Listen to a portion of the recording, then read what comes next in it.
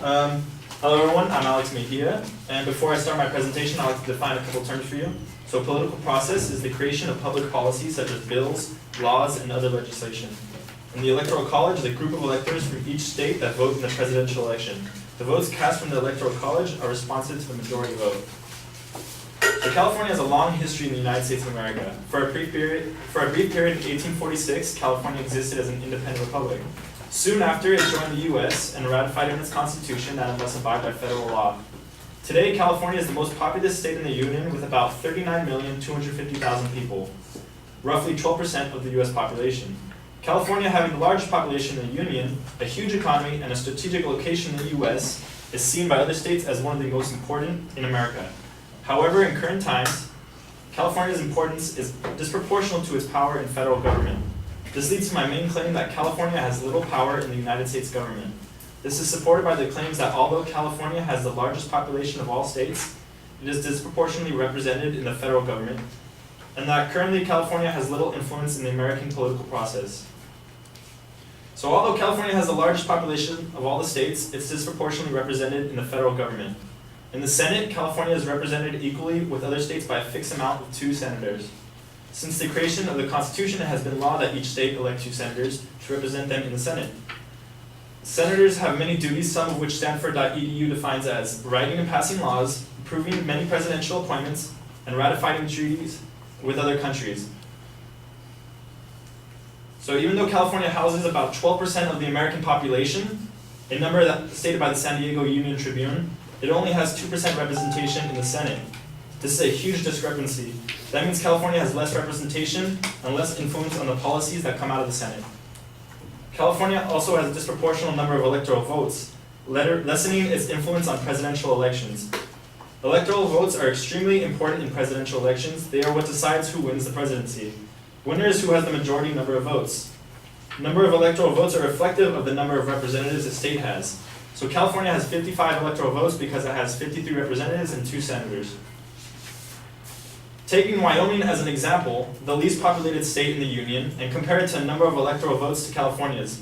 From William Petrocelli of the Huffington Post, the 3 electors in Wyoming represent an average of 187,923 residents each. The 55 electors in California represent an average of 677,355 people each. And that's a disparity of 3.6 to 1. So for every 1 vote from a resident of Wyoming, it takes about 3.6 people from California to equal the same vote. Californians have less influence in determining presidential elections because the number of electoral votes they have is disproportionate to that of other states. Also, currently California has little influence in the American political process. U.S. government refuses to listen to many of California's biggest concerns, forcing California to take initiative on many large-scale issues. Issues like healthcare, immigration, and climate change are rarely dealt with in ways that California agrees with.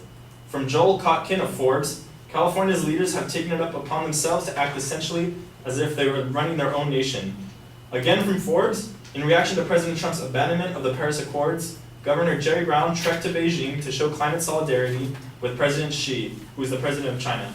At the same time, the California's Attorney General is spending millions to protect undocumented workers, and there's legislation being proposed to transform the entire place into a sanctuary state.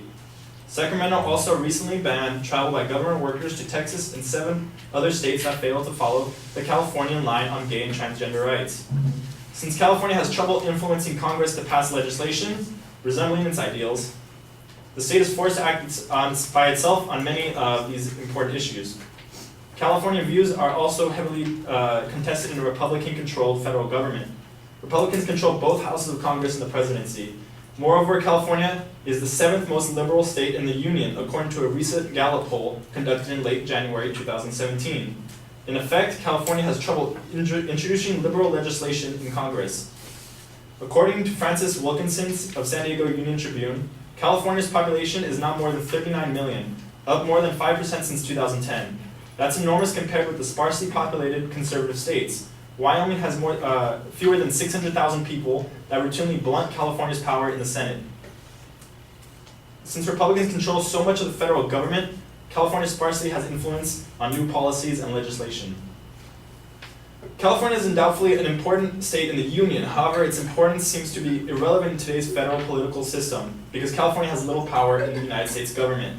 This is seen by how disproportionate California's representation is in federal government and how California has little influence in the American political process. Thank you.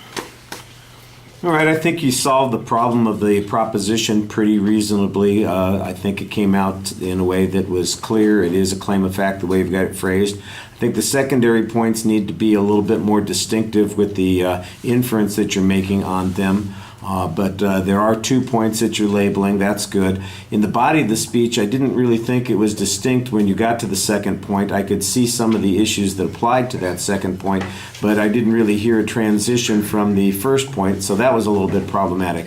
The first point's largely dependent upon the same concept that you would use if you were arguing about the Electoral College, and that's the disproportional representation in the Senate. Welcome to federalism. I think that that's not a big surprise to anybody. The numerical comparison that you did, if you took out the 2 senators, I'm not exactly sure what that would do to that proportional representation in the House.